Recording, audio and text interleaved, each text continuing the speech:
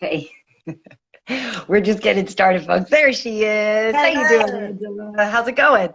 Good. How are you? I'm gonna I'm put my good. let me get my headphones. Yeah, I was just gonna say I can figure that out with my headphones too, but I'm gonna try to not necessarily wear them if I don't have to. So everybody's just joining us here right now. We're just getting this thing set up and started, and I am definitely not a tech genius at all. So if any of this goes completely awry, you can totally blame me. But Damn how you it, doing? How you Karen. feeling today? You feeling I good? feel good. I feel good. Got a little bit of training in today. The weather is gross right now. I know I can't I know. complain because everywhere else is like 10 feet of snow, but out here it's just like not very San Diego-y Yes, at the I know. Well, moment. near up here in LA, we actually had some rain or something the other day, so it was a little bit strange. But for those who don't know, we figured we would do a little something here and call it "What Had Happened Was." What um, happened was. yeah, and just a little something. And this is obviously very raw today because we're just getting this started now. And maybe we will try to figure out if we can do more with this and everything. But we thought, you know what, why not get together, try a little something and talk about the fights. And Angela, we will make sure that the chick fights get mentioned because on some shows they don't. But I Yes. definitely don't want people to get the idea that this is just going to be like a chick show or only a girls show or only like that, because we definitely are going to be talking about a lot of different stuff. Yeah, let's get into it. That was a good card, man. I missed some of it. I have to admit, I missed some of the prelims because I was dealing with little dog issues. I got a new Uh-huh. puppy and he got fleas, so we had to give him a flea bath and everything. But after that, I was fully tuned in and I got to see most of the fights, all the chick fights, so I'm good to go. Very cool. Very cool. Okay, so but by the way, what's your dog's name? Butcher, little Butcher, he's right over here actually, Nice.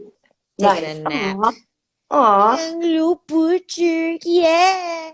He's Cute, like cute, cute. he's like the biggest pussy though. Like so it's Is he kind of really? yeah, he has like I don't know, he's just like doesn't trust strangers. So I gotta whip it out of him so he doesn't bite anyone when he gets big. But right now he's just a little protective over mommy. But Right. Oh, yeah, that's he's a cute. sweetie pie. That's Yeah. cute.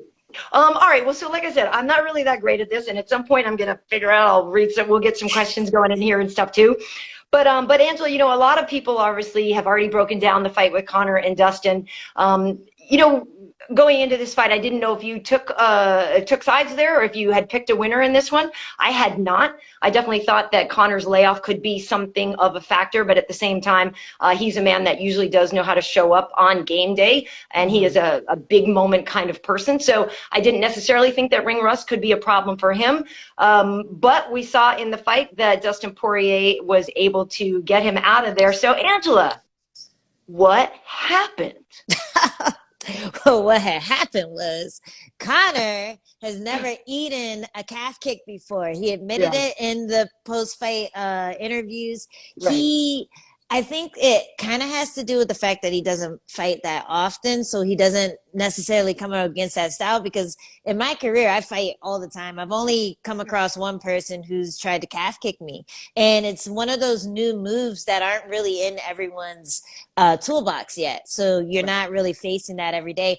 And the fact that Dustin Poirier is a southpaw too, I feel like Yeah. that opened up the opportunity a little easier than if you're standing in opposite stance, and Right. it's a little hard to like switch your hips and get that outside. Like, does that make sense? Like, Yes. Yes, it does. It does. That's the perfect. Have you seen my southpaw graphics or on the any of my other stuff, Angel? This is perfect. We're taking this next nice. level right now. We So just you, so see in this order to guy was kicking switch, low, and this guy was like, my leg, my leg." yeah, you gotta show the good form though with the hip rotation and everything. But yes, it's a little harder to to hit a calf Right. kick on someone of the opposite stance. So Poirier having really hard kicks, having just all the not having ring rest rather, and Right. just being on kind of a tear. I think all of that just ate up Conor. He was able to survive the first couple of blows that where I thought he was in trouble in the first round. I thought Poirier was going to get put out in the second, but those leg kicks, he stayed with it. He didn't give up on it, which is what a lot of people do. They get hit and they're like, you know what, I'm not going to throw kicks anymore. He kept at it, and it was a great game plan, and he did amazing, man. That was a great fight to watch. Yeah, it really was exciting. And I was watching it. I just had my father-in-law over. So it was just the two of us like sitting there, which was really fun. Nice. And, you know, he likes fighting, but obviously comes more from like a boxing background, you know, back in the day. And so, but the funny thing is you know, they've been here for a while. And so I remember we were watching the Figueiredo Brandon Moreno fight with him, and he was like way into it and stuff like that. Yeah. So when he knew that Conor was going to be fighting, he was like, yo, you going to be getting the fights? I was like, yeah. He doesn't say yo, by the way. He's a nice white man from Colorado. He doesn't go, yo, KB. That's not how he talks at all. But he was like, hey, are you going to watch it? Of course I'm watching.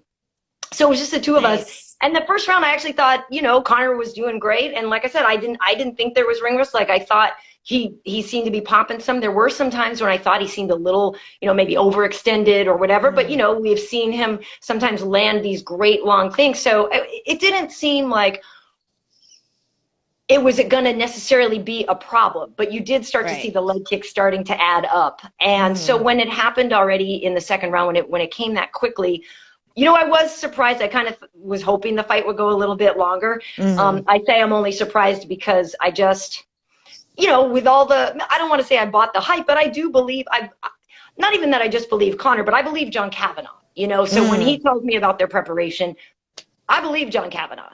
So I do think that this fight could have gone a little, I expected it to go a little bit longer.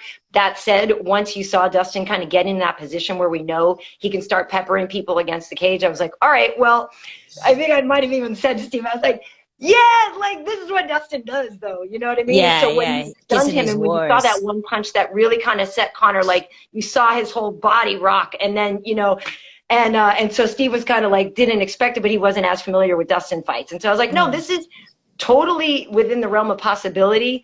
And the people who know Dustin knew that this could totally have happened. So yeah, and I can't say I was surprised. I was just like, whoa.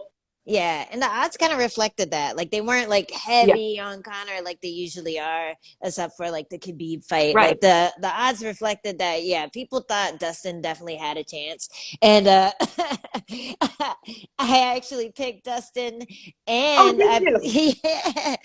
well, President Overkill picked Dustin. Right. Yeah. Dustin, and I picked, Did you pick Chandler? I picked Chandler. Yeah.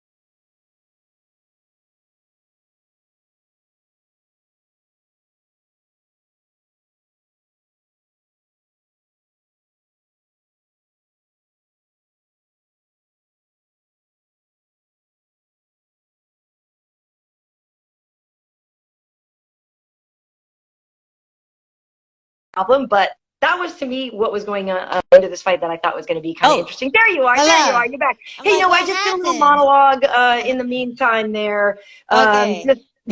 Actually, I was talking and you were saying about the odds reflecting that it was going to be a close fight. Literally, my point on this was about the mental game in this and going into it, who was going to have the edge, because I did think you know, it could have been a rough go of it for Dustin, knowing how quickly he lost the first time. And, you know, knowing that who Conor became in all the meantime. And even though Dustin has done a lot, you know, to better his own game, you're still coming up against the guy. And so I really was interested in the mental game going into the rematch. And just, you know, you're the fighter. So what your headspace is on that, like, who do you think has the edge in a rematch mentally? It's hard to say because it is hard saying yes to a person who you already beat. I feel like that's why Tisha Torres is asking for people ranked in the top 10, knowing I'm ranked 11, bitch. But yeah, I think it's a lot harder to sign that contract for someone you already have the win against, because it's like, why put my name on the line for someone I already defeated? So I think that could be hard. I think it can also be, I mean, Dustin just seems so mentally tough as well. When it comes to like a lot of the people that Conor has fought, I feel like he's definitely on the top of that list. And a lot of times you need someone like that who can take the shit talk beforehand, or who can take all the hype. Remember when it came to the Nate Diaz fight, Nate wasn't to be fucked with when it came to that fight. Like the press conferences were really entertaining, but he never looked shook. And I think that's a big part of it as well. When Conor plays that mental game, if the other fighter doesn't look shook, I feel like I like their chances a lot more. And I guess that's where the odds see it too.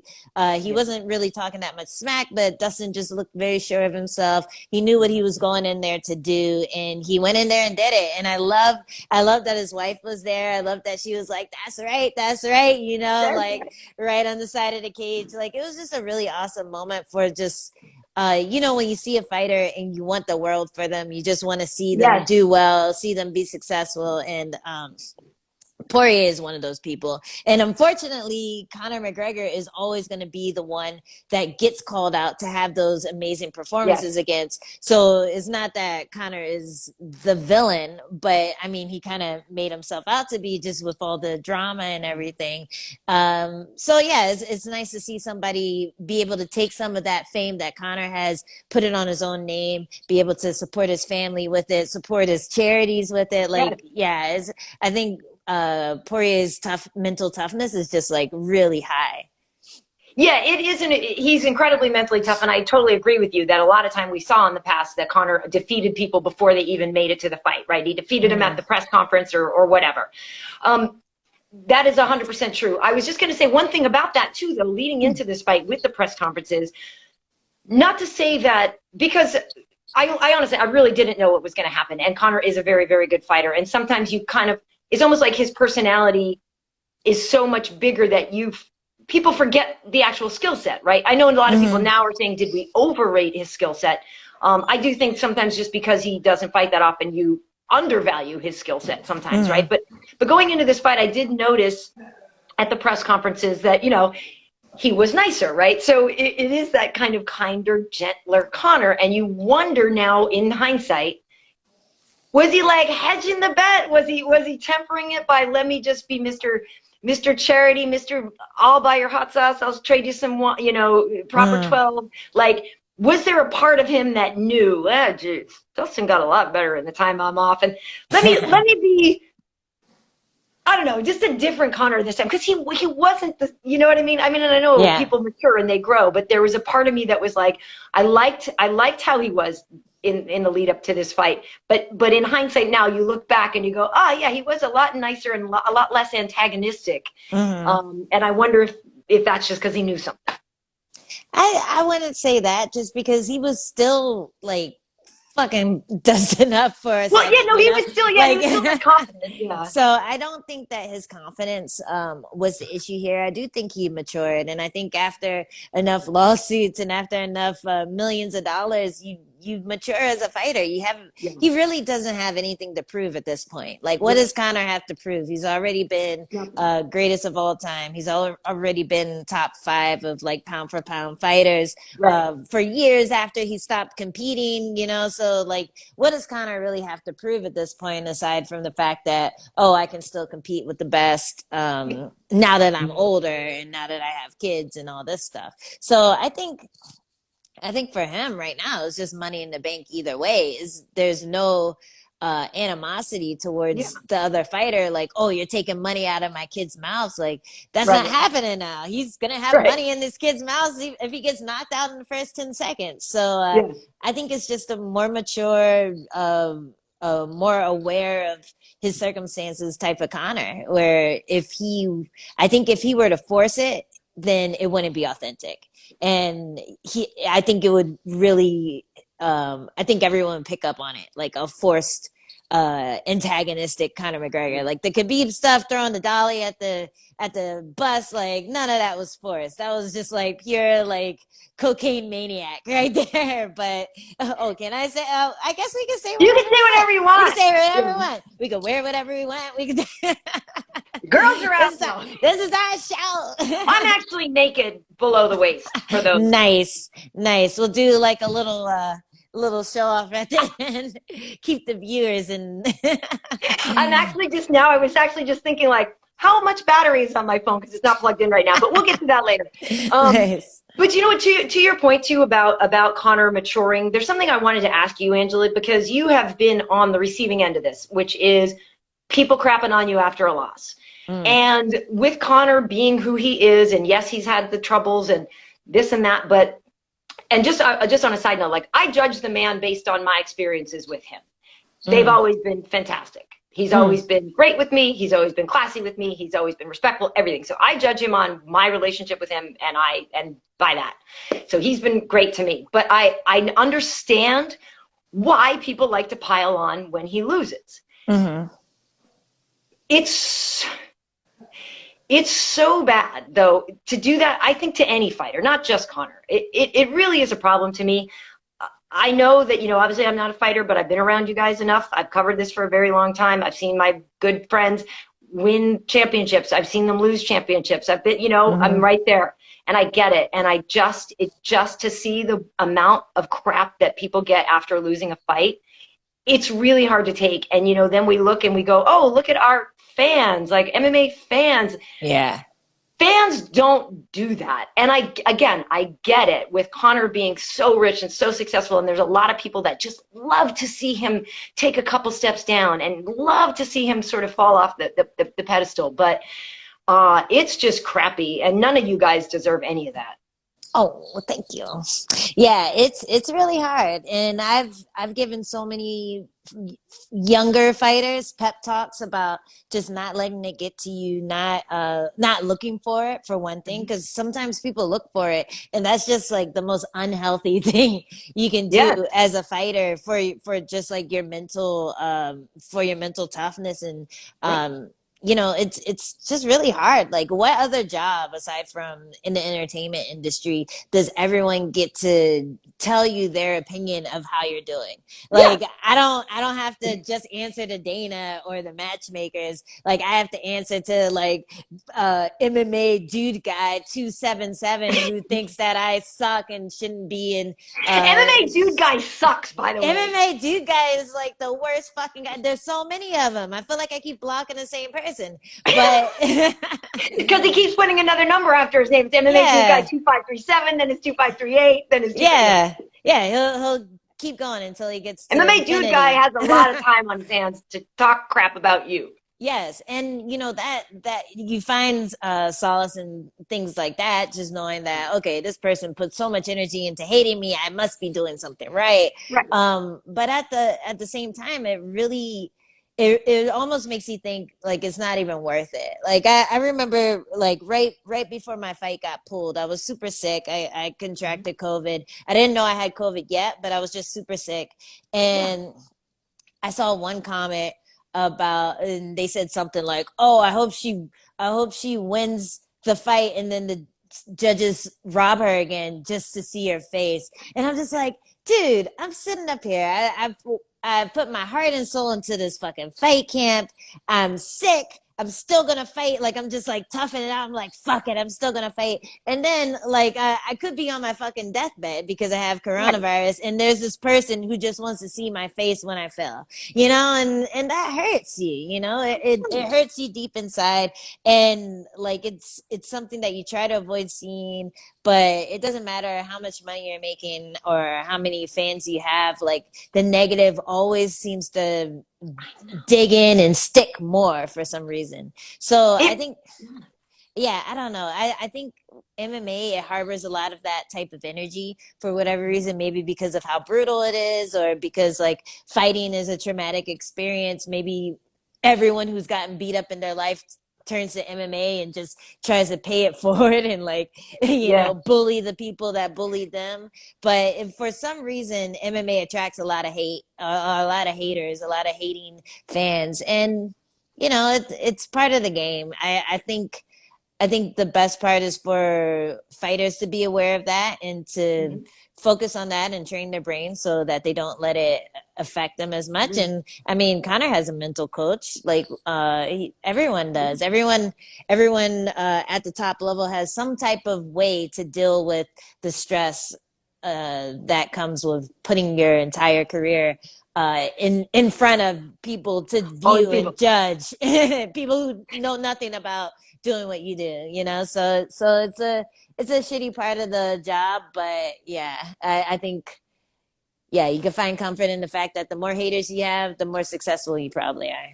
True. Yeah, I have found, honestly, jumping rope is my therapy. Like, I'm out there, and that's when I work through so much of my, like, bad energy, or I'm actually very creative when I'm out there too. I get into like my thought, and I think about a lot of things, but that's where I go, and just to kind of work off anything. But you're right, for some reason the negative comments kind of stick with you a little bit more, and I don't know why that is.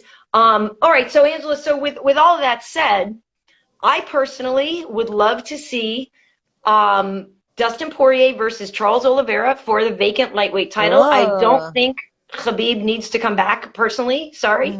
I would love to see him fight George St. Pierre or something like that. I think that'd be really cool.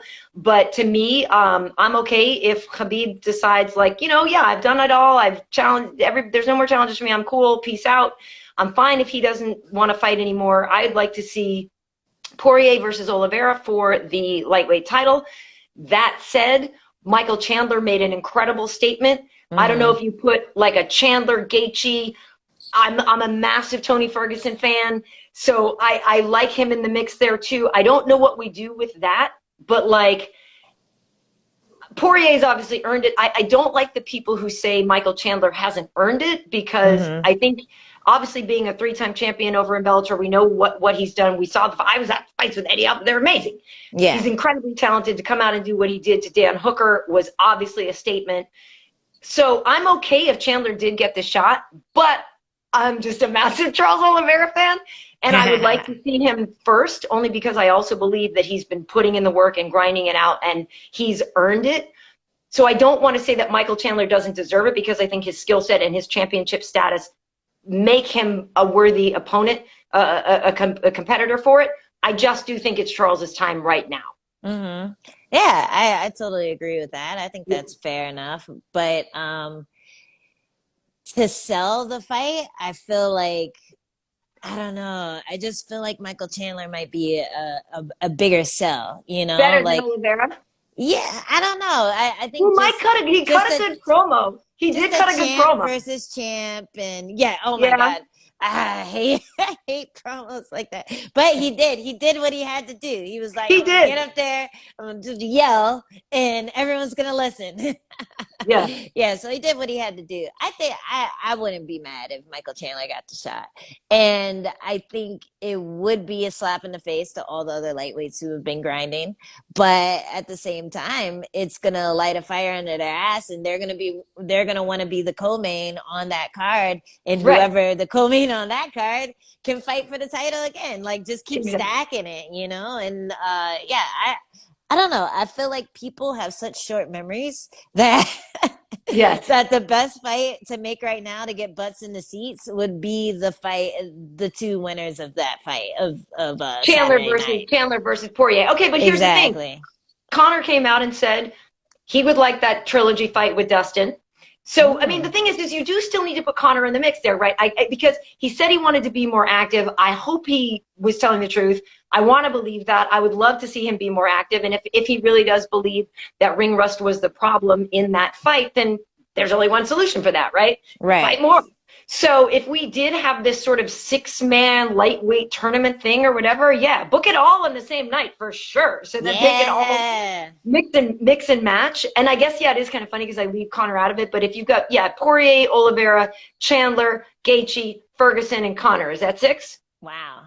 Yes. Do it. Do it. Do it. Just fucking pull names out of a hat. Yeah. Whoever gets all right, the name so listen, fights. We figured all that out. So let me ask you then about Chandler. That's a nice kind of segue there about Michael Chandler, because before he went to Fight Island to be the alternate for Khabib's fight with Dustin, like he was there, he was ready to fight and all that. A lot of people also thought that's a weird move. I thought that was cool. I thought that's a very smart move, actually. Yeah. And so we finally saw Michael Chandler debut in the UFC, though, and a lot of expectation. I'm not sure. I mean, I'm sure we've, seen better debuts or whatever, but if you got a bunch of haters and a bunch of doubters and you go in there, and this again, I was with my father-in-law, I was like, this fight's gonna be so stupid. Nice. I was like, we got Dan Hooker, we got Michael. I was like, it's gonna be bananas. They're gonna do this, they're gonna do that, they're gonna wail, they're gonna be like Hooker with the knee. Holy shnikes. I was like, it's over? Like, yeah. I didn't expect it to be over that fast. Totally loved it though. But yeah, I have a lot of respect for both these guys. And to me, I was like, congratulations, Michael Chandler. Like, welcome. Like you put such a statement on your welcome. And I thought that was awesome.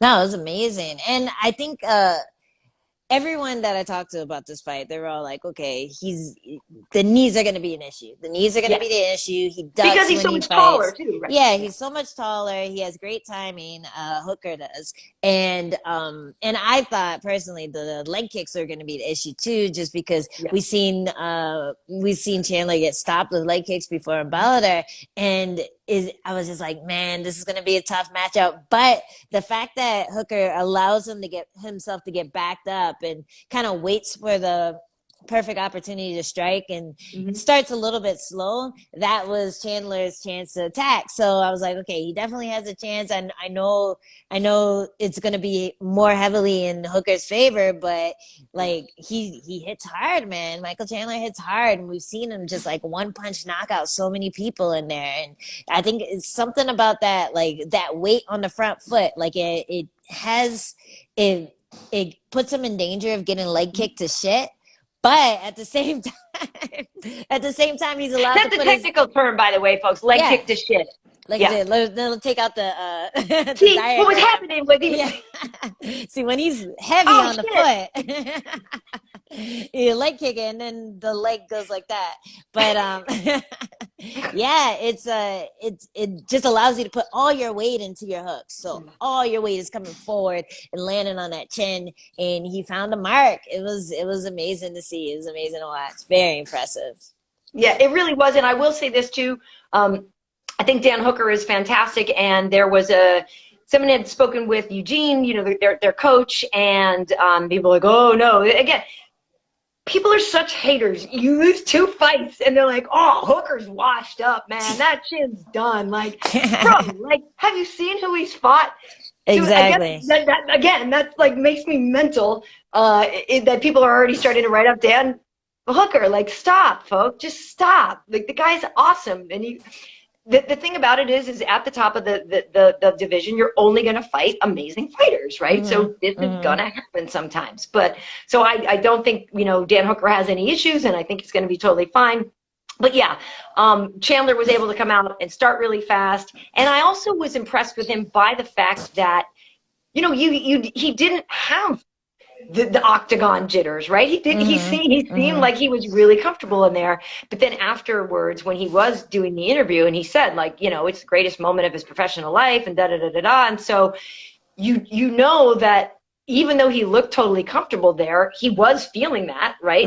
It was there. He knew he had to make a huge impression on everybody. So I give Michael Chandler so many points just for the fight itself, and then also for the composure that he's had the whole time since joining the UFC, before, during, and after this fight, and other things. I think he's just a really welcome addition and a hell of a fighter. Hell yeah. Hell yeah. And Michael Chandler gave me a pair of gloves when I first got to Alliance, and he came Oh, he through did? and he was like, my wife doesn't use these nice gloves that I bought her for Christmas. Do you want them? And I was like, thanks, Michael. Yes. So Nice, nice, nice, nice.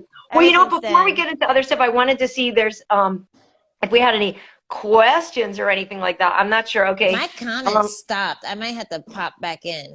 But, okay, or yeah, I'm if not you sure. see Like, questions, then I yeah, guess like you're I said, good. I'm new to all this, and also like I honestly I might have to get up at some point and grab my charger because I'm like I don't know what my battery is on this. Let Um, me pop out and pop back in. okay, you're gonna Okay. pop out and pop in. That's what he said. Hey. Hey, I see you, Ray Tom Tom, and you're saying that nobody's going to talk about JoJo. We are definitely going to talk about JoJo.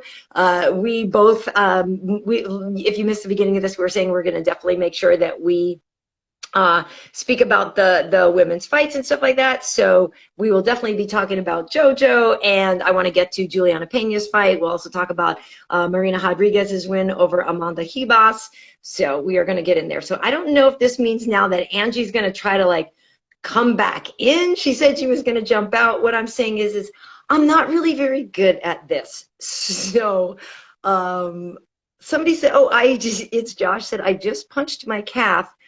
And man, I never want to get kicked there. Yeah, that makes a lot of sense, doesn't it? I wouldn't want to get kicked there either. All right. Okay. So yeah, Gervs. Yeah, we're trying this out to now. We're gonna maybe do some more of it. Okay. Wait. I think I'm just gonna add her again. Let me just send her a request and then have her come back in. But oh, thank you. We're doing great. I'm trying. Like I said, we're just trying to mix it up and do a little bit. All right. There she is. Hello. There you are. You're back. All right. I went and got my drink. Yeah, get your drink. And while you were gone, that's when I should have gone to get my charger. Maybe you should entertain the people for a second, Angie. While I go get my charger. I'll do a little dance or something. Yeah. Go entertain them folks for a second. I'll talk shit about JoJo. No, I won't talk shit. I will say nice things about her because she did so well on Saturday. Let's see. Let me answer some questions. What questions do you guys have? What's up, everyone? Hey. Hey. Love hearing women talk about MMA, and the hair game is strong. Thank you. The hair game. Actually, have a lot of at some point, we're going to have like a hair sponsor. Oh, you know what? It's actually said, all right, I'm good for a little bit. But now I've got my cord here. So when it gets hectic, we are all set. Hey, listen, cool. So and in the meantime, while you were gone, somebody was saying, they were like, oh my God, I'm so bummed. Nobody has spoken about JoJo's fight. And I was like, oh, baby. Oh, yeah, I heard we that. got to. Because we're definitely going to be talking about the girls. So Joanne Calderwood had a really good fight against Jessica I. She was victorious. And I want to let you guys know. So after each UFC event, I do a little thing called After the Facts. And I give like all the info on the bonuses and stuff like that. But since we don't want you to tune away from us now, I will show you that this is what JoJo did. Here's some interesting facts and figures that that she did. But basically, Ange, is backwards. 148 significant strikes that she landed, which is the most ever in a 3-round flyweight fight. Wow! And it's the second most ever in any flyweight fight. And so now JoJo is also, when we talk about the flyweight wins. She's got 5 wins. She and Lauren Murphy have 5 wins. And then above her is only Shevchenko, Chukagian, and Jillian Robertson with 6 wins. So JoJo's doing really, really well. So, Angela, I will ask you, going into this fight, you know, Joanne Calderwood was scheduled for a title fight with Valentina Shevchenko. Valentina had gotten hurt, and so JoJo took a fight with Jennifer Maia. We know what happened. She lost that fight to Jennifer. So JoJo is looking for her way back to a title shot. Meanwhile, Jessica I has had a title shot. She did lose to Valentina via head kick. When these two met on the main card at UFC 257, Angela, what happened? Well, what happened? I forgot my line. How can you forget the line? I was like, what's she looking at? What had happened was JoJo did a really good job of fighting like a Muay Thai fighter against someone who was trying to fight like a brawler. And Jessica there were so many opportunities for I to like take advantage of where she was. Like she did a good job of pressing JoJo up against the fence. She got a couple takedowns, I believe 2 maybe. I know she got 1 for sure at the end of the second round. But she didn't do anything with it. She didn't damage. She didn't land anything. And I know she's famous for saying that speech, punches don't win fights.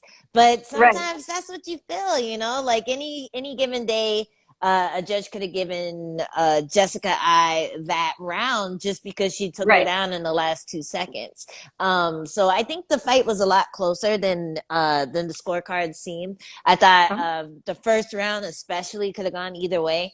But JoJo in the second round definitely picked up the pace. She landed more, landed harder strikes, and I just kind of looked lost. Like she didn't really have a solid game plan against her. She was just trying to get a hold of her and just slow her down a bit. And JoJo wasn't having it. She was getting out of there. She's throwing elbows, you know. She landed her little takedown and backed off because she didn't want to be anywhere where Jessica I would feel safe. So it was a smart game plan. She did really well.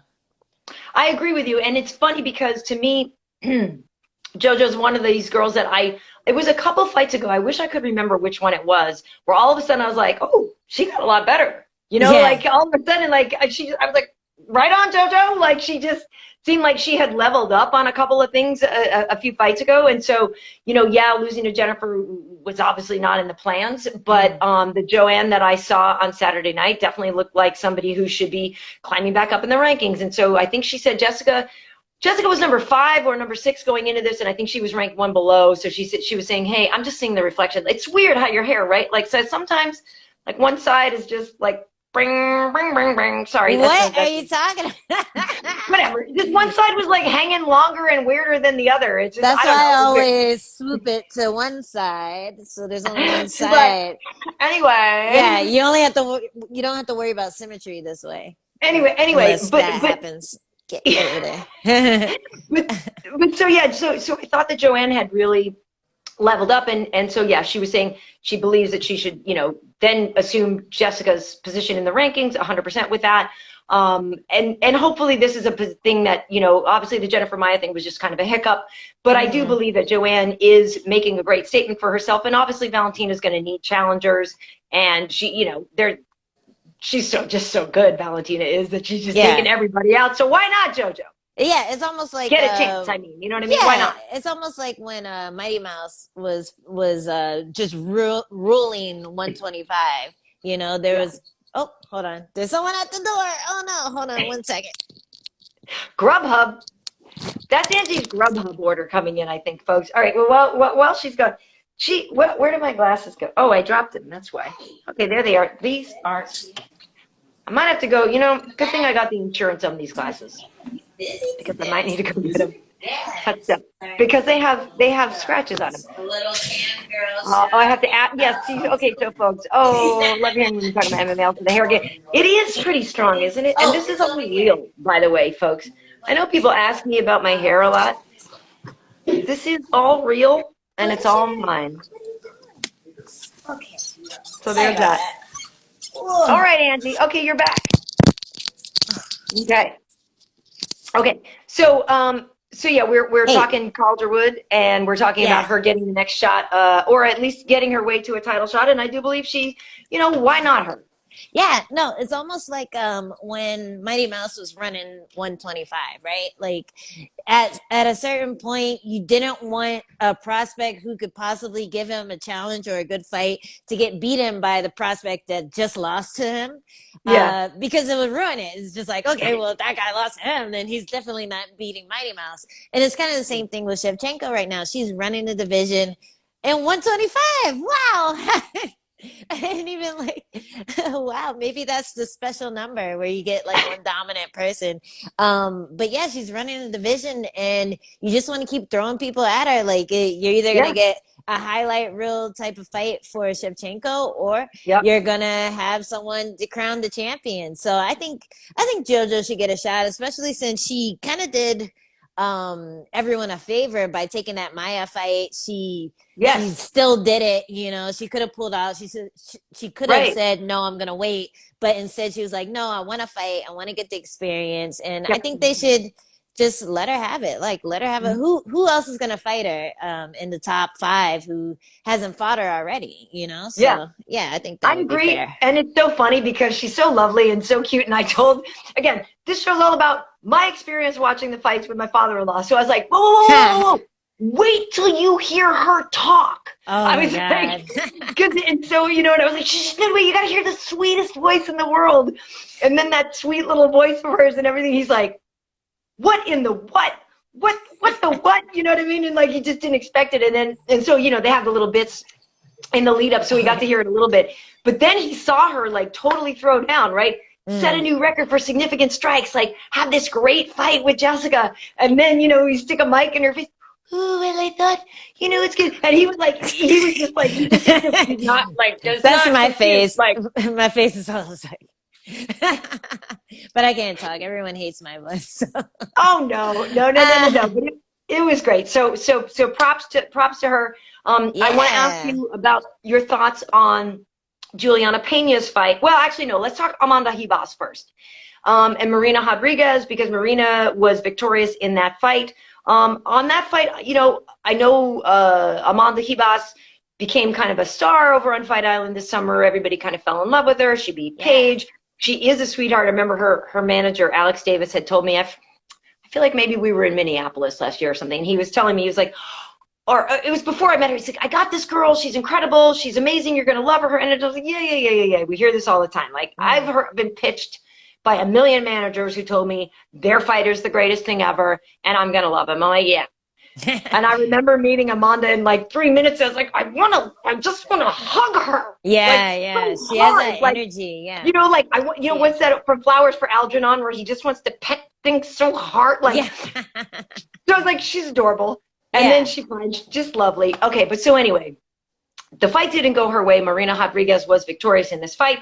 My point on this one, really my question to you, Angela, is how you feel about the stoppage, right? Because you're a woman, you know, sometimes people argue that women's fights get stopped sooner than guys' fights, or, you know, yada, yada, yada. So I want to know your take on the stoppage for Amanda, and if you're okay with it. I'm okay with it. I think it was weird. I think it could have been stopped when she started celebrating, but I'm happy it didn't, because that would have been super controversial if she just stopped it and then Amanda was still on the ground and Herb was just like, all right, whatever, you know, all right, that's the end. I think the best way to salvage that situation is what happened. You know, Herb got a little too close. Rodriguez, but he was like, confused. I'm not touching you. Yeah. Rodriguez was confused. He was a little too close, and she was just like, oh, we're done. She's knocked out. But the fight still went on, and it was only like another 15, 20 seconds before she got knocked out again, or at least wobbled enough for Herb to be like, okay, you're done. I thought it was good. I thought he gave them both enough time to work. That elbow looked like it probably rocked her really good before the couple of punches she landed that finally had him step in. But yeah, like, that girl can hit. She has some power. And I think I read somewhere that Ribas was maybe 143 or something on the day of the fight. So whenever someone blows up like that, you know, they had a really hard weight cut. Yeah, I read on some, I gotta find the source. I gotta find the source. It could have been like some random like Russian website or something. Some random. Yeah, just making excuses. But I think she might have had a hard weight cut, and we saw what happened to Joanna when she had that hard weight cut and fought Rose. It's just like, it's so much easier to get knocked out when you deplete yourself so much of like water, and your brain is sitting there dry, and your skull and rattling around like a rattle. Yes. So I think that might have had something to do with it. Like, maybe she's actually a 125er. Maybe she just has to watch her diet a little bit more. Maybe having that 125er fight made her fight camp this time I don't know, just might have thrown it off, and her next 115 fight might go a little smoother. Like her weight cut might go a little smoother. But whatever happened, she blew up after that weight cut, and then she got knocked out. And I always feel like that has something to do with it. You know, whenever you have like a really hard weight cut. My girl Jess, she had a really hard weight cut and then hurt her ankle the day before her fight. I know, it sucks. And it's just your body is just so brittle when you do that to yourself, you know, and it's not like you're gonna not cut the weight and not show up to fight. Like you're already there, you're already like a pound or 2 pounds off. You're gonna cut the weight and you're gonna destroy your body. And then the next day you might be going in there with just like a little more weakness than you would have had if the weight cut had gone a little bit smoother. So I think that might have had something to do with it. But Rodriguez is just like, she's a different type of fighter. Like when she gets taken down, she doesn't try to get up. She just tries to punch you. She's like, pat, pat, pat, pat, pat, you know, like, like, fuck you. And it's kind of funny because I do think that chips away. Like it doesn't look that impressive. It doesn't look like it hurts that much. But I do think, especially because people don't really expect you to be like throwing off of your back, like those are the punches that kind of chip away and kind of like make you feel weird. Look at what's his name, the guy who fought the most last year, Kevin Holland. Kevin Holland. He knocked out Jacare with a punch. Oh, but I only read teleprompter, Angie. I don't actually know anything. How do you know who Kevin Holland is? What do you do? I don't Study? know anything. I only read prompter. Yeah, exactly. There's one in my room, and somebody suddenly threw up Kevin Holland. Yeah.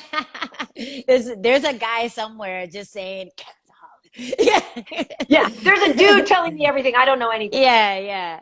I only know people's faces. I don't know their names. So I have to work on that.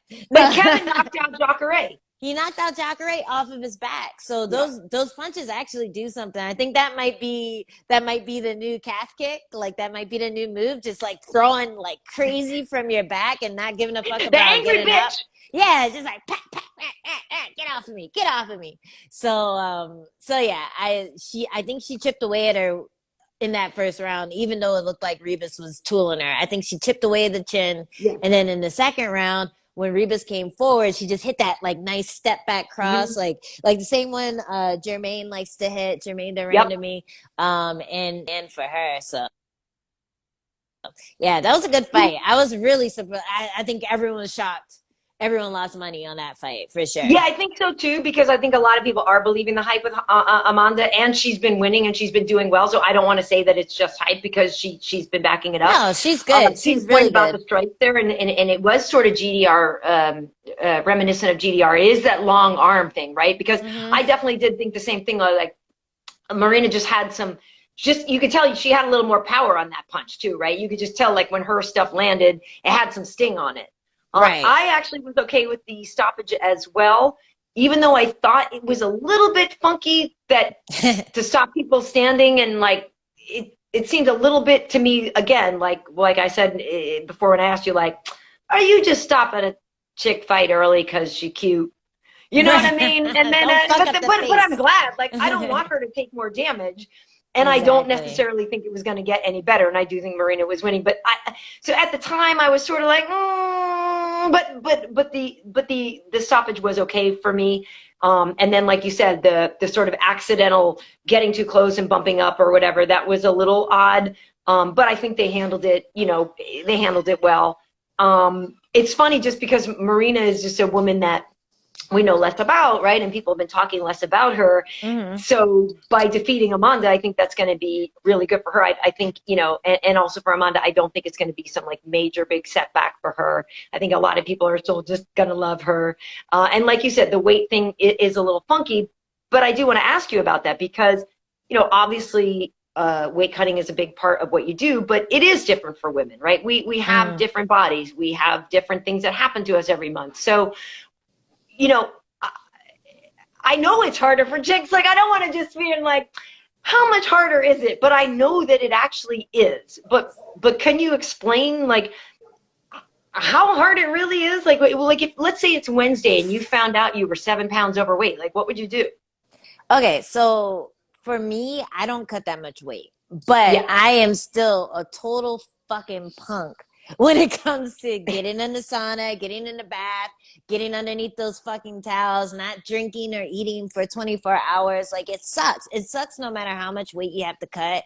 One thing, if you're close to weight, you're concerned about your opponent being way bigger than you on fight night. So you're trying to stay like at least a little bit heavier than you would if you just let it go and let yourself be close to your weigh-in weight. But on the other hand, if you're too far off of weight, then you're freaking out, and that sometimes makes you hold on to the weight. And then if you're on your period, you're probably a little bloated, probably have a little bit more water in your system.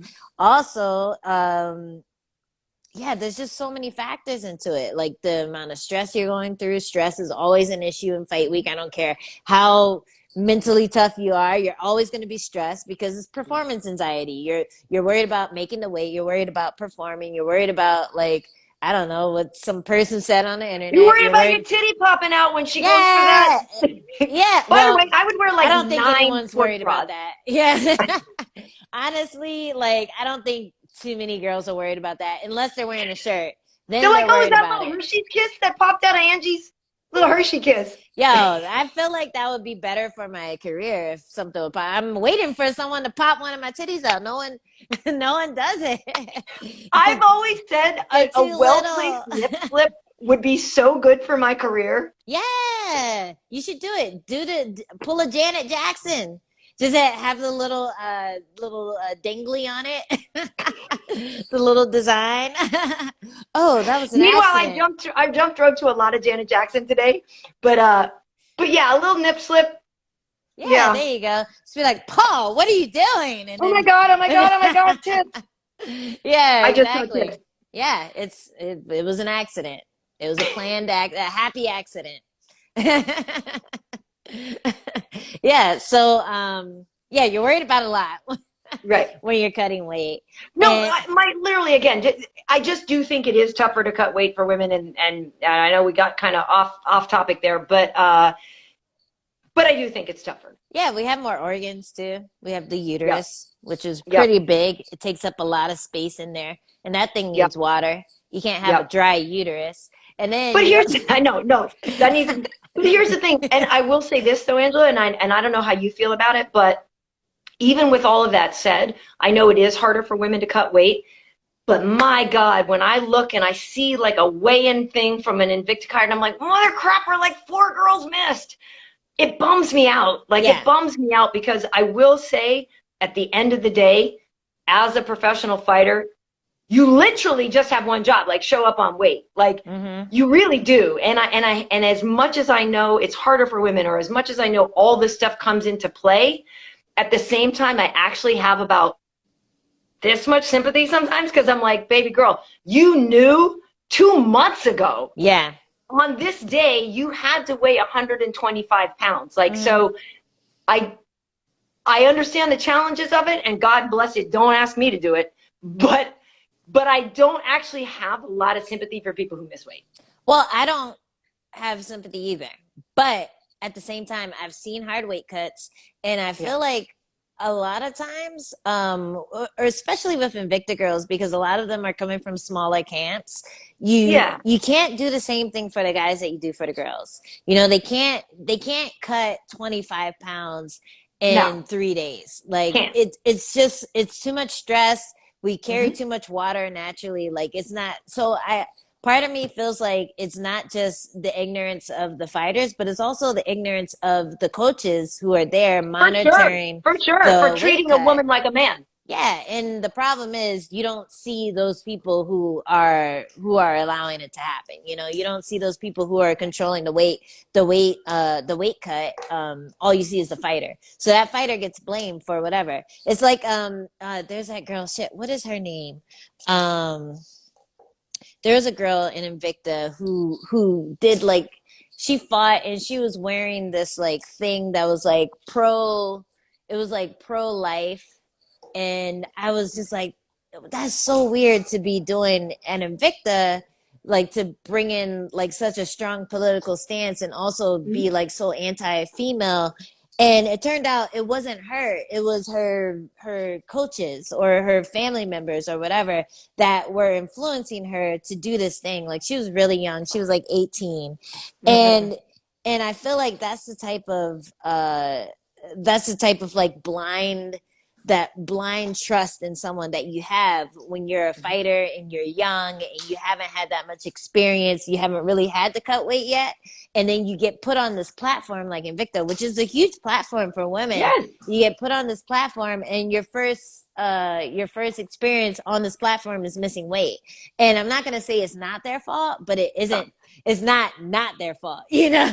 Right. No, I agree. I agree. Yeah, it's definitely something that I think more coaches need to be aware of, is just the fact that, okay, you have a female fighter. Yeah, you've seen your other athletes cut like 20 pounds in a day. First of all, that's not healthy. But second of all, your other fighter may not be able to do that. So you have to plan accordingly. Yeah. So, I kind of agree with women fighting up a weight class that they think they would be in, just to get the training wheels on and feel what a weight cut feels like, because some girls cutting to 135 can be just as hard as cutting to 125. Absolutely. So, and it'll be the same girl. They'll be 150 before they cut, and it'll still be just as hard. So I think just figuring out your body and having like slightly easier weight cuts, maybe do a grappling tournament or something where you don't have to weigh that close to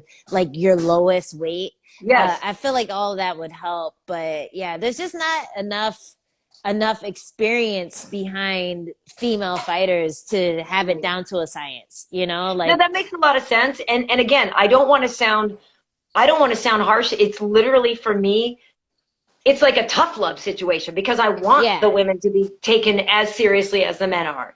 Exactly. And until, we get that kind of stuff squared away and we're more consistent on making weight and stuff like that, I think that's when people will take us more seriously. And like you said, it's a whole institutional thing of understanding that women's bodies are different. And it's gonna take some impact to that. Speaking of women, we were talking about 25ers and 15ers. I do want to ask you about Julianna Pena's fight. Julianna was with her on Fight Island in October. She had that fight with Jermaine Durandamy, and it did not go Julianna's way. She had some layoffs. She'd off some time. She had a baby and different things. She'd been out a while. Yeah. But Julianna came in to the fight against Jermaine Durandamy.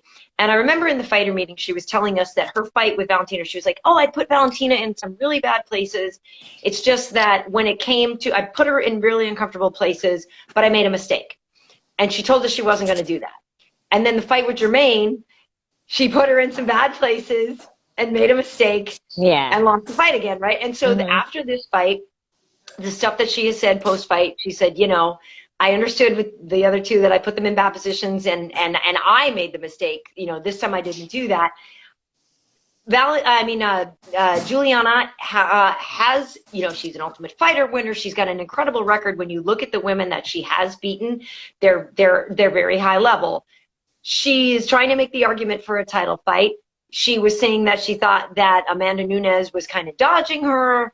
And I just want to know what your take on that is, because I personally don't feel that Amanda Nunes dodges anybody. But that's just me. I am curious what your take is, though, because Julianna did have a good fight against Sarah McMahon. Sarah obviously is a wrestler. She's an Olympic silver medalist, but there's a difference between wrestling and jiu-jitsu. But I am curious on your take, not only just on the fight, but less on the fight and more on Julianna as a title contender. I definitely think Julianna is. It's another case of like, you have this dominant champion who's gonna fight her and give her trouble next. And I think Julianna definitely, I think the scariest part about her fighting Amanda is the striking department. Like, what's gonna happen? Julianna's always been just gritty and tough, and she'll take one to give one or take one to close the distance. but it doesn't necessarily mean that she doesn't get hit. When Amanda hits people, it's so bad. It's so she hurts people. So that's the only issue, I think, but that's for her coaches to figure out. That's for her to figure out. That's not for us or for the matchmakers to figure out. I think she deserves a chance. Maybe one more fight just so she can get a little more hype, so people can get a little more excited about it. But I definitely feel like she's gonna win her next fight if you give her someone in like the top 5 or whatever, top 10, and she does what she did with Sarah. Like, Sarah's a amazing fighter. She is. She's no slouch, and Julianna was able to get out of so many just kind of dangerous positions. She seemed like comfortable there. She seemed chill. When Sarah was on her back, she was just like, like that's how she got out of it. She just went and like slid out, got her back on the mat, and was able to get up pretty easy. And then when Julianna took the back, it was over just like that. So I was really impressed with her ground game there. I think she's always been really impressive on the ground. She's just scrappy, but she also looks to finish and she looks to damage, which I think is if you're gonna be a grappler, that's what you have to do. You got to look to finish, you have to look to damage, and she definitely does those two things. So I say give her one more fight. Give her someone who's tailor-made for her to beat, so she can just wow everyone and, make a point like, hey, I should be the next person fighting Amanda. And I'm not going to say who that is because I was just going to say, sure. Who are the options? I'm not sure. Well, I was going to say, because I think Rocky Pennington is up there, right? I'm trying to get our rankings right now. Hold on. I think that would be a good one for. I know. I kind of think that's the name that comes to me first because Rocky's gritty, and she's just a tough girl, and so I think that could be cool. Everything that you were just saying about Julianna's grit and heart, I could not agree with more. Like, that's what to me is so appealing about her as a fighter is the chip on her shoulder. Like, the chip on her shoulder might be what sets some people off from her, but like at the same time, that's what I like, where she's like, no, I'm a bad bitch, like, and I'm a mama, and like, I like that about her. And I'm not gonna lie, there have been times in the past when I thought maybe she was overconfident, and I did, and it was a little. It's same thing with Jessica I, if I'm being 100% honest. There have been a couple of times where I was like, I don't know if you're being overconfident, but then they're backing it up. So who's it for me to like say it's over or not? It is what it is. But what I like about Julianna is, she has a lot of grit, and even though she was saying like, hey, when it came to Valentina or Jermaine, I put them in bad positions and I'm the one who made the mistake. Like, I do believe that she's very conscientious of what's happening and her like growth, you know what I mean, in these moments. And I think she's learning from these things and like processing it and going forward. So number one, right, obviously we have the champ Amanda. Jermaine Durandamy is ranked number 1 for Bantam. Then it's Holly Holm, who looked dude, I really so want freaking good. I really want Holly to get the next title shot for sure. But Jermaine looks I don't care how many chances she's had, and I don't care. Holly's performance on Fight Island against Irene Aldana was incredible. Yeah, and that was a woman who looked like she should be fighting for the title. So to me, I think Holly earned it again. I understand people have some like Holly fatigue, but completely with that performance, only because I think Aldana is so good, and the fact that Holly did so well against her, and whatever. But so it goes Jermaine, Holly, Aspen, Rocky Pennington, and then Aldana. Ketlin Vieta is ranked number 6, and Julianna is number 7. So you could put Julianna versus Rocky, Julianna versus Aspen. I mean, Aspen's a badass. Yeah. I mean, Aspen, what was, she's been out for a while, right? She had an injury, right? Okay. Yeah. But she's been out hiking with her dogs and stuff like that, but Aspen is great. I think that would be good, but like the boxing, I feel like would be a big hurdle. She's sharp. Right. So Aspen, remember, Aspen beat Yana Kunitskaya the last time out. Okay. But, and then before then, was that that GDR fight. Remember that went so fast, she was knocked out really fast. Yeah, yeah. But it was a weird one. It was like, oh, what's it? It was weird. Is it a girl I one actually or? thought that was right though. Like I didn't think it was going to get any okay. better for Aspen that night. But Yeah. I'm a GDR fan. Well, so what are you gonna do? Personally, I really want to see Holly and GDR fight.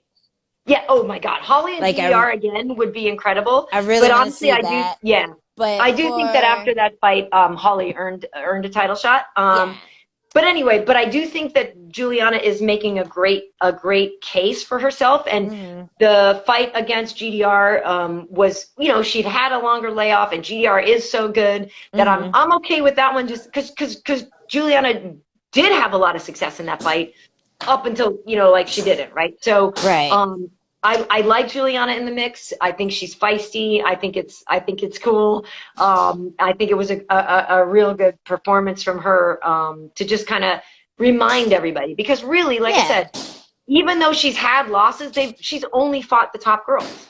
I wouldn't mind seeing her against Ketlin too, because look at her fight against Sajara. Like the takedowns were definitely an issue there. So I think that would be a really good case, because Ketlin also is kind of trying to bounce back after losing to Irani. So that would be a cool one too. I think whoever wins that fight would make a huge case for the next in line. Agreed. Agreed. Yeah. There's a lot of options. So now listen, baby girl, why don't you scroll through? Oh, those are boobs. I didn't mean to do that. What are you doing? Trying to get more fans. Watch our show. Yeah. You should really. I want to throw $1 in it. I want to throw $1 in my phone. Baby girl, 20s. Girl, I was supposed to fight in December. That shit did not happen. I need I know. That's right. Okay. So I want to see if there is any questions. Oh, somebody's saying Marina won that fight twice. Yeah, she did a lot of work that night. A lot of people saying Amanda will bounce back. See, somebody so Mal Murphy saying Herb did Herb things. I actually thought Herb's reffing was good, and I know that he did kind of, like I said, sort of fall on them like almost or whatever, but then he corrected it. Like, what was it, a fight a couple weeks ago that he did that I thought was really, really, really well reffed. And I know, you know, like people kind of come and go with Herb and they love him and then they hate him. But there was a fight a couple weeks ago that he was like so on top of. Which one was it? And like it could have been stopped, but it didn't. And he just played it like so 100% right. That's an incredibly hard job. If people want to know, like I've done interviews with Herb and stuff in the past, and I know we were talking earlier about Mark Goddard and stuff, but like that's an incredibly hard job. And I would hate to have the responsibility, Angela, of being in there with you going, shit, like I don't want that gig. It's super hard. Like so I think Herb did I actually like apologize to Keith Peterson when I saw him because I was just like, I know it's rough. I know it's hindsight's 2020, you know. And if a ref makes a mistake, like, you know, it's I think it's cool when the refs admit, like, I fucked up. Like when Herb messed up with the Robbie Lawler fight. He like stopped it even though Lawler was like giving thumbs up, you know. I think it's cool when they say, hey man, I'm sorry, and then it's like it's almost like all is forgiven, because you know it's a hard job.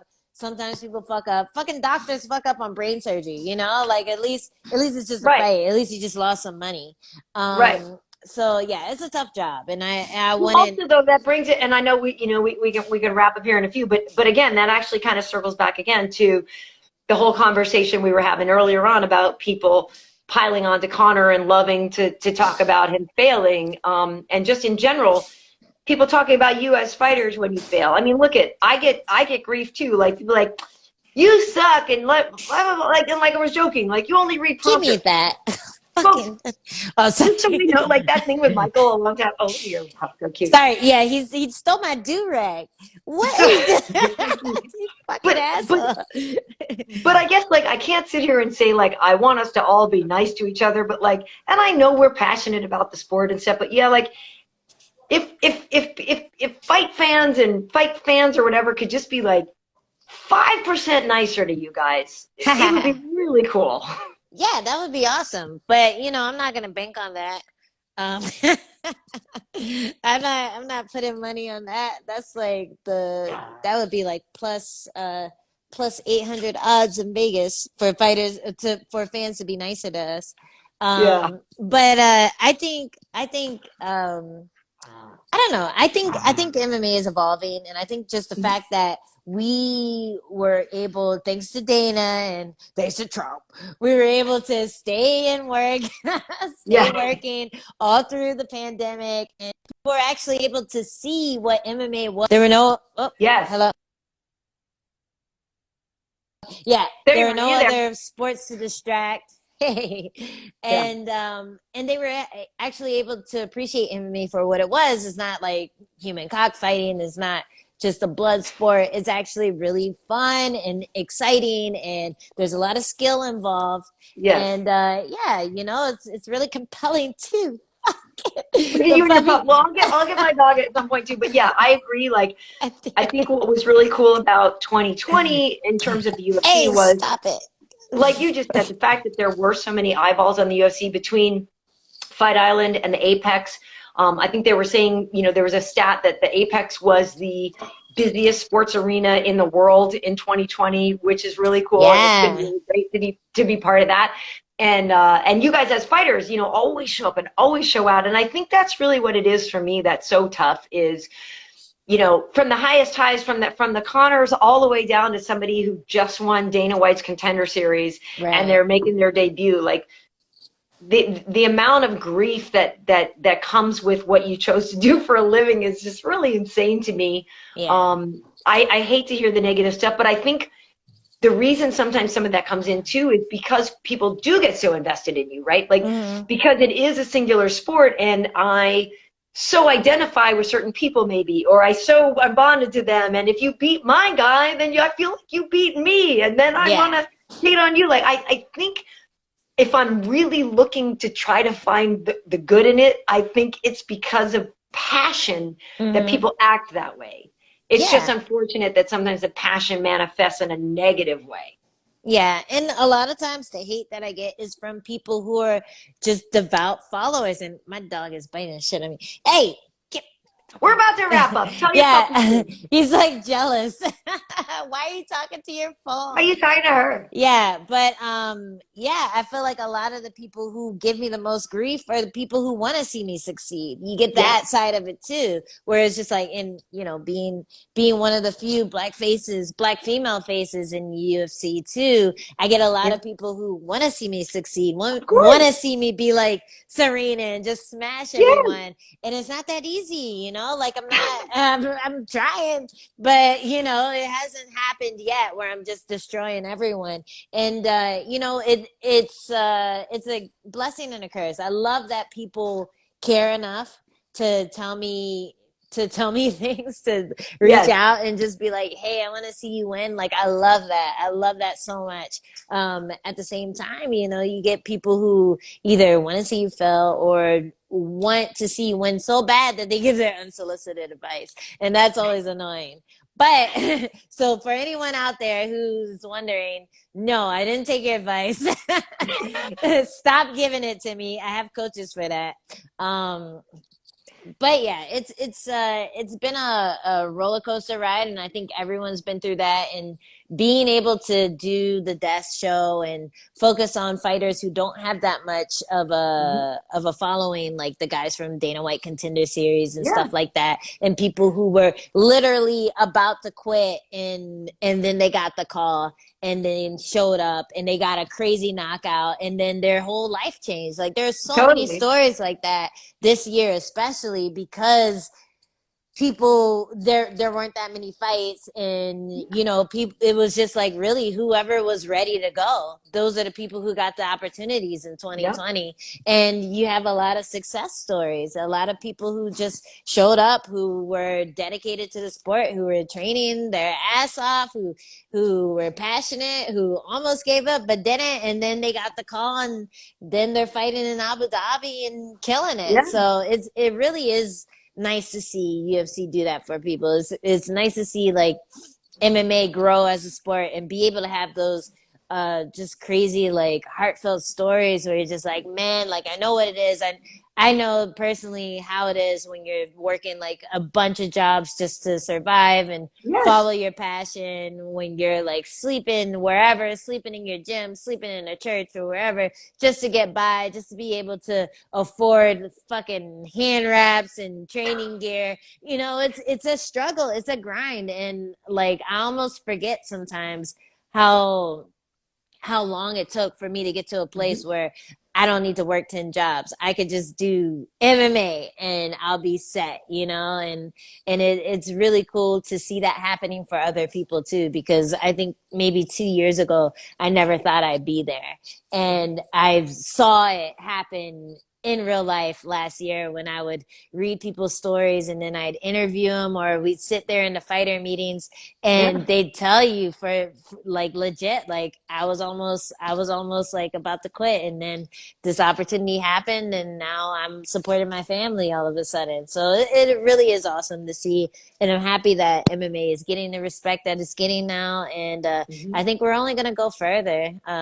You know, COVID. Agreed. No, COVID, I think it's great. Like I said, like I, you know, for a long time, I would have people going, "Why do you work in MMA? Like, what are you doing?" You know what I mean? Like, what? Yeah, for sure. But it's incredible. It is incredible. And so, with all that said, like, yeah, I just hope. I think 2020 was, as much as it was a very terrible year, for all the reasons that you just said. Like, it was great for us. In a way to put ourselves on the map and to let people know. And the cool thing is not only do people see incredible fights, but yeah, I do feel like people got to know your stories a little bit more. And like, just cool, it's all good. So 2021 is already off to an incredible start.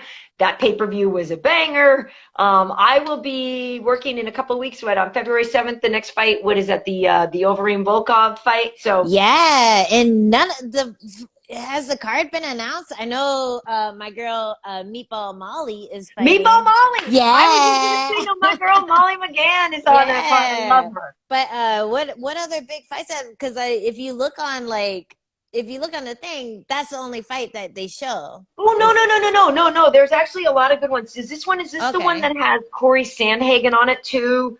I think it has Corey versus Frankie. Nice. I think it's really good. Actually, I'm sorry I don't know everybody on the card because it's still a couple weeks out. But yeah, so far they have announced. Let's see. Okay. So yeah, it's Overeem versus Volkov, which is going to be good. Sorry, where is? Oh, back. Wait, like I said, I think it is. Where's my list? I had to go on Wikipedia to see the Right, no, you have to go to the list of UFC events on the Wikipedia page. Yeah, that's the only way. I saw Molly. Who else was on there? I don't know. I didn't print it out. But okay, wait. Here we go. I'll finally get it to you. Okay. I sound like Joe Pesci and Lethal Weapon. Okay. Oh, yeah. They ask you in the drive-thru, which is, by the way, 100% true. Okay. They ask you in the drive-thru. Okay. So, Nico Montano versus Carol Hossa. Molly McGann versus Lori Procopio. Okay. Marion Renault versus Macy Chasson, which is good. That's a good one. Very cool. Mike Rodriguez versus Danilo Marquez. Danilo's from Brazil. He's managed by Eduardo Alonso, manager Shogun, and stuff like that. Okay. Danilo was on Fight Island over the summer, too, and he won. And Mike Rodriguez, he's been doing well, too. Yeah, that's actually good. That's at light heavy. Okay. Julio Arce versus Tamir Valiev. We got Sang-Woo Choi versus Colin Anglin. Clay Guida's on this one against Mike the Menace, Michael Johnson. So that'll be fun. That's like an old school throwback. Yeah, that's like. We got my boy Benil Dariush versus Carlos Diego Ferreira. Nice. That's a good fight. Okay. Yeah, so Sandhagen versus Frankie Edgar is on this one. They Very have cool. Pantoja is on this card. Cody Stamann versus Andre Ewell, which is a good fight. Okay. Yeah, there's some good ones. Nice. That should be fun. Should be some finishes. I'm excited. We I didn't know. answer any questions though. Okay, are there any questions here? We can get. I don't know if people asked questions You specifically. gotta put the question up. You have to do like, oh wait, no. How do I do that? There's like a thing that put the Oh, filters. question. Oh, here it is. I Yeah. see the question thing. Choose one to show on screen. Yeah, there Okay. you go. Let's see. What are your thoughts on fighters celebrating another fighter's victory? I.e., Conor What the hell? seems to get it a lot because of the persona he brings. Conor, wait, fighters Wait, how do I use celebrating that? his Fighters? victory? Wait, how do I use? Does this show this on screen? What are your thoughts on fighters celebrating another fighter's victory? Oh, meaning like other people celebrating Conor winning. I guess they mean like, what do you think of that? Oh, like people celebrating Conor losing? Like Dustin Poirier winning? Yeah, no, in general, I don't know if I'm doing this right to get this on the screen, but I don't see it on the no. screen. I see Anthony Rumble said Queen. I know, I'm seeing it too. It says, what are your thoughts? And then I'm trying to put it on the screen. Choose one to show on screen and share it with your viewers. I did that. It's glitching. I don't know. Glitching. But I don't know. I I think guess it's just a little bit like, I don't know. Why is that weird? I mean, you guys are allowed to like who you like too, right? yeah. I think the question is asking about people celebrating Poirier winning and Conor McGregor losing, which happened a lot. Like Mayweather chimed in, Logan Paul chimed in, like a lot of people who were sitting and watching chimed in, and I think that's just, I don't know. I think it's kind of dumb. I don't. Whoa. Yeah. Puppy attack. Sorry. He tried to jump on the couch and ended up hitting the easel. Yeah, I don't know. I think it's kind of lame. I think if you're gonna talk shit before the fight, not after the person loses and confirms whatever you were thinking about talking shit about. Because imagine if Conor won, then Mayweather wouldn't have twisted his mouth and said what he said, and same thing with Logan Paul. And I don't even know what Logan Paul said. I just saw a headline. I was like, I'm not clicking on that stupid guy. But yeah, it's crazy. When somebody is asking to see my necklace, it's just a little bowl. Okay. I'm not a Taurus. I'm a Capricorn, but it's just this cool bull that I don't know. No bull is why I wear it. No BS. No BS. Okay. Well, anyway, and I don't know because I'm not that great at doing this, and I think you got more questions. So maybe I'll we'll do it next time. Maybe I'll do it next time, and then I'll try to hit the buttons and stuff. And I'm seeing the questions. I just thought they would show on. It says choose one to show on your screen. So it says, can y'all make this a recurring podcast? Yes. That's the plan. Yes, Jason Hewitt 50. Yes. Okay, so like I said, I guess I thought I was doing this right. Like I said, I'm gonna have to practice on this a little bit more. It could be glitching because it glitches a lot. Like my thing just stopped working again. Like my comment section stops working every now and then. So yeah. Well, yeah. And here's a question. Here's one last question. We'll do this. Janny Fresh is saying, do you ladies think there will be any new champs in any of the women's divisions in 2021? Janny Fresh.